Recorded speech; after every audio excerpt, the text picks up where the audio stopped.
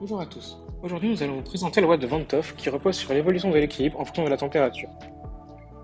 Pour commencer, nous allons vous rappeler le principe de l'équilibre d'une réaction, car la loi de Van 't Hoff n'est définie que pour une réaction à l'équilibre.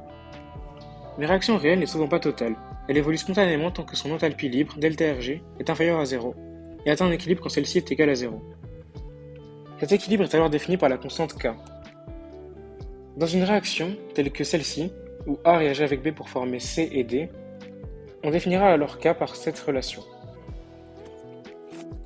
K est lié ainsi à toutes les activités de chacun des réactants. A, ici, correspond à l'activité de chacun des réactants avec A de I qui est égal à la concentration de I sur C0, C0 étant la concentration standard qui est égale à 1 mol par litre, pour la phase aqueuse. Pour la phase gazeuse, on aura A de I qui est égal à P de I, la pression partielle de I, sur P standard qui est égal à 1 bar. Dans le cas d'un mélange, on aura A de I est égal à la fraction molaire de I, qui est égale à son nombre de moles sur le nombre de moles total. On considère l'activité d'un constituant seul dans sa phase est égale à 1, c'est-à-dire un constituant tel qu'un solide qui réagit avec plusieurs liquides. On peut également calculer K à partir de ΔRG0 dans les conditions standards.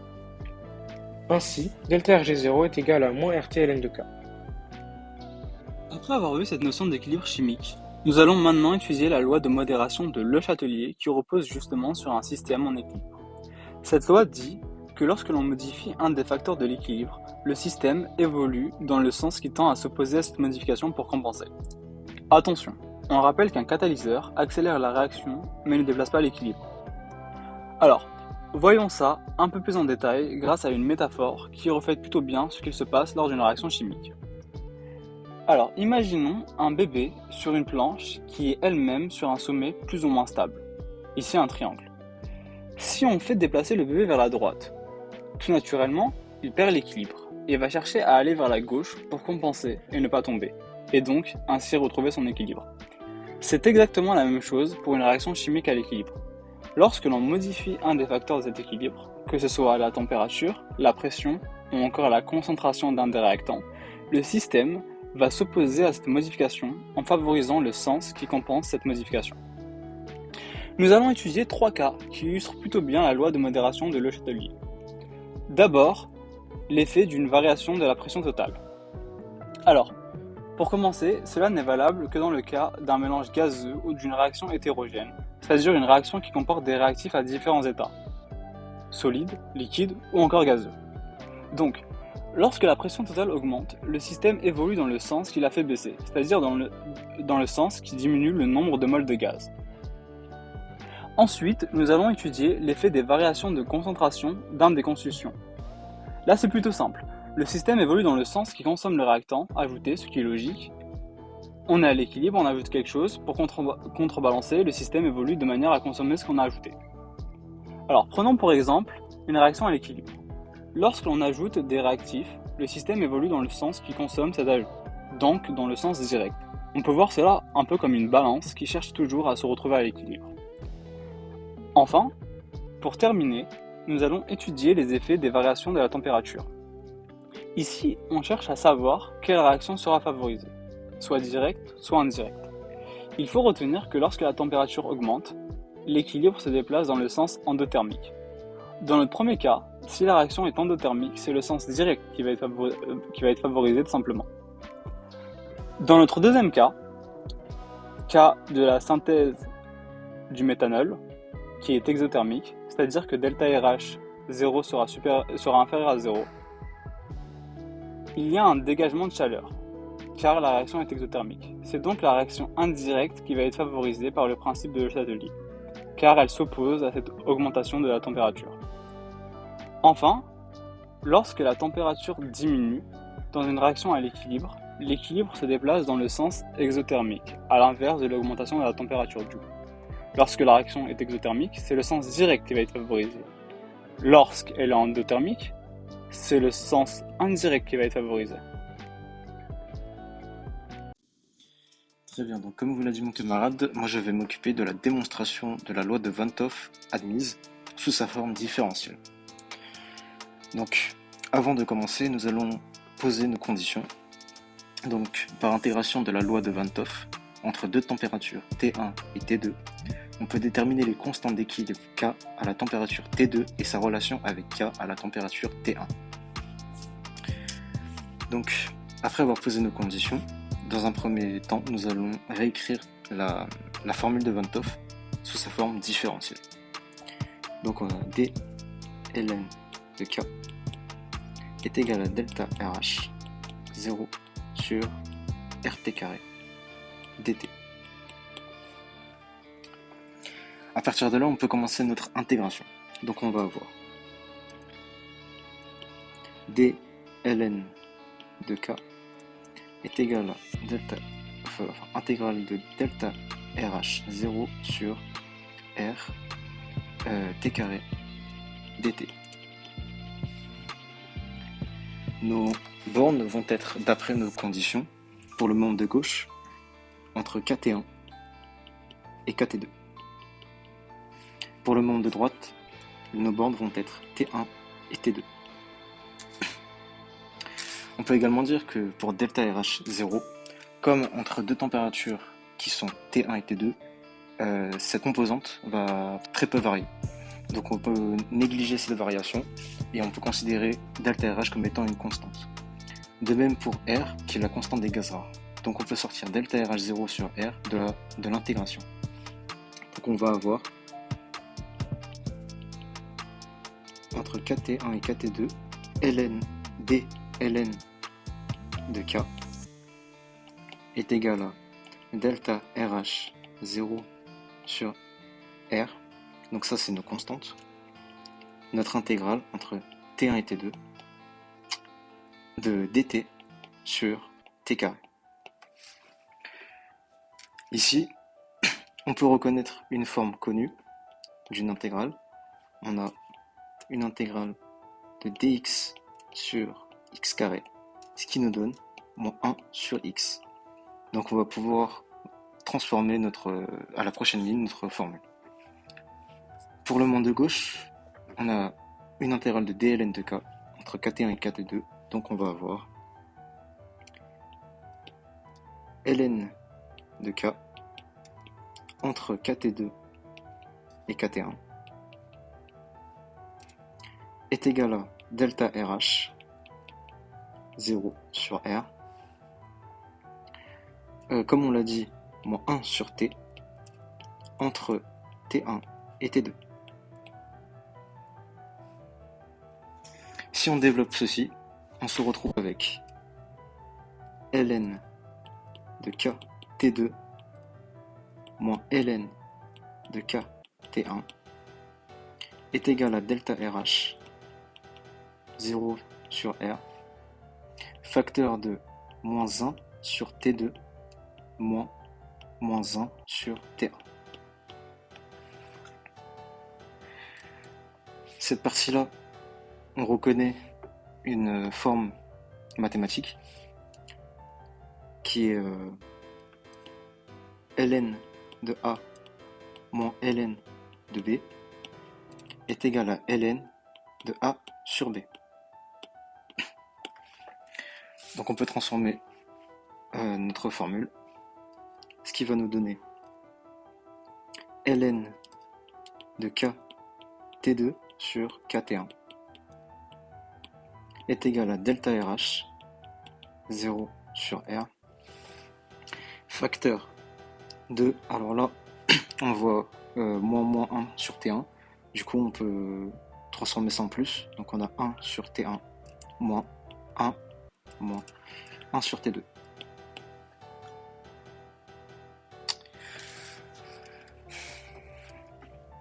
À partir de là, on a un ln à gauche, dans le membre de gauche, qu'on veut éliminer. Pour cela, on va utiliser la fonction réciproque du ln, c'est-à-dire exponentielle.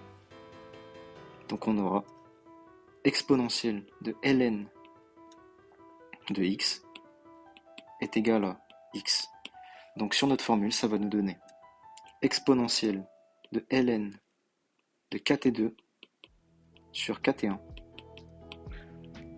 est égal à exponentielle de delta RH 0 sur R, facteur de 1 sur T1 moins 1 sur T2.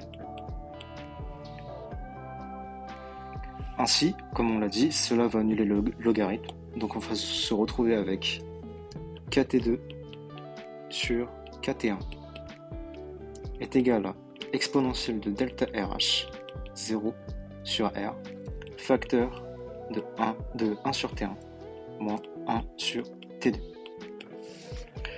Maintenant, juste après, nous allons faire un exemple où nous allons calculer kt2. Donc, pour faciliter cette tâche, nous allons juste isoler kt2. Donc, on va juste multiplier kt1 des deux côtés. Donc, on va se retrouver avec kt2 est égal à kt1 multiplié par exponentielle de delta RH 0 sur R facteur de 1 sur T1 moins 1 sur T2. Et nous avons terminé la démonstration. La démonstration précédente nous a montré comment arriver à la formule utilisée de Van 't Hoff, que nous pouvons également la démontrer à partir de l'enthalpie libre de réaction. Donc les deux formules de delta RH0 vont nous servir pour démontrer la loi de Van 't Hoff. Delta RH0 est égal à delta RH0 moins T fois delta RH0, et delta RH0 est égal à moins RT ln de K. On va donc utiliser ces formules à partir de deux températures, T1 et T2, delta RH01 et delta RH02.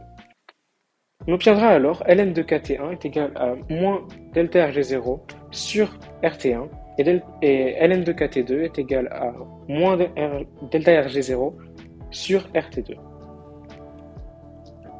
Ainsi, donc, on obtient ln de kt1 est égal à moins delta Rg0 sur rt1 plus delta Rs0 sur rt.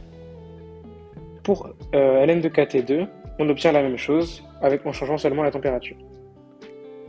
Ainsi, on va obtenir la formule suivante qui va souvent être utilisée pour calculer delta RH0. On obtient donc ln de kt2 moins ln de kt1 qui est égal à delta RH0 sur R fois 1 sur T1 moins 1 sur T2. En passant par une application du logarithme, on obtient ln de kt1 sur kt2 qui est égal à delta RH0 sur R fois 1 sur T1 moins 1 sur T2. On obtient donc la formule qui est utilisée quand on veut connaître la constante d'équilibre K. kt2 est égal à kt1 fois exponentielle de delta RH0 sur R fois 1 sur T1 moins 1 sur T2. C'est cette formule qu'il faut retenir quand on utilise généralement Van 't Hoff. Merci de m'avoir écouté.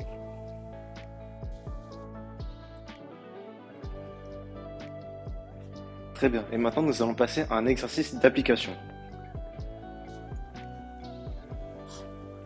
Pour calculer la constante d'équilibre K à 500 Kelvin, je proposerai cette méthode. On sait que delta F G0 est égal à delta F H0 à une température T moins T delta F S0 à une température T. Et c'est également égal à moins RT ln de K. Dans le cas de cet exercice, nous utiliserons l'approximation d'Ellingham. On considérera alors delta F H0 et delta F S0 comme des constantes. On aura alors delta F H0 à n'importe quelle température qui sera environ égale à delta F H0 à 298 Kelvin. Et de même pour delta F S0.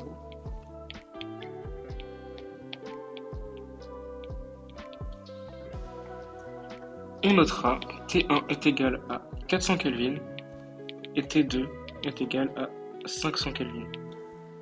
On obtiendra alors ce système. Moins RT1, ln2, KT1, qui est égal à delta F H0 à 298 Kelvin, moins T1 fois delta F S0 à 298 Kelvin.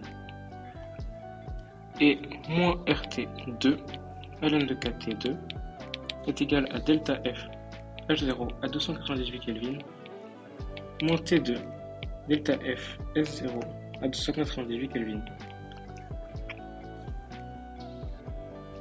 Je vais alors soustraire les deux premières lignes. On obtiendra alors moins RT1 ln de KT1 plus RT2 ln de KT2 qui sera égal à delta F S0 à 298 Kelvin, facteur de T1, donc T2, moins T1.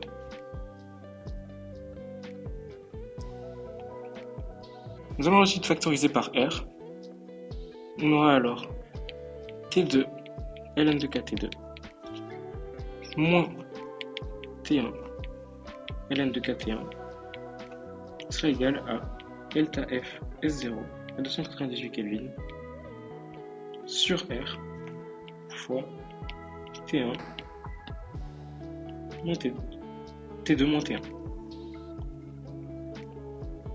On va ensuite isoler ln de KT2. Donc celui-ci, pour l'isoler, on obtiendra ln de KT2 sera égal à delta F S0 sur R fois T2 moins T1 plus T1 fois ln de K T1, le tout sur T2. Donc, pour annuler le ln, on va mettre ça à l'exponentielle.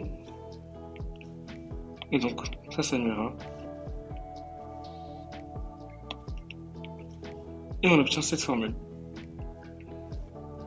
Après application numérique, on obtient ce résultat. KT2 est égal à